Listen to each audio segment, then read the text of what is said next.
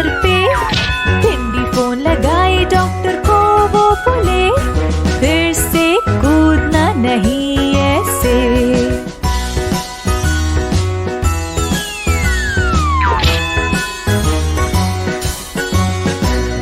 चार छोटे सब्जियां कूदने लगे, भिंडी गिर गई, लग गई सर पे। प्याज फोन लगाया डॉक्टर को, वो बोले फिर से कूदना नहीं ऐसे।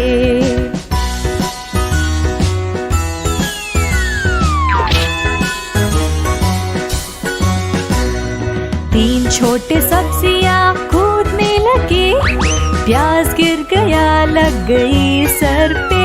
टमाटर फोन लगाया डॉक्टर को, वो बोले फिर से कूदना नहीं ऐसे।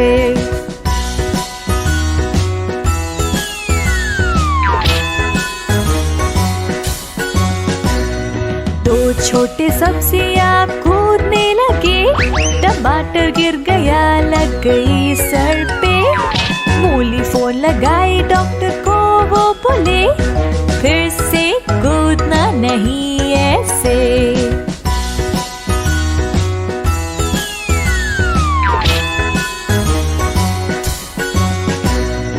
एक छोटी मूली कूदने लगी, वो गिर गई, लग गई सर पे। पालक फोन लगाई डॉक्टर को, वो बोले जल्दी से सब सो जाओ चुपचाप से।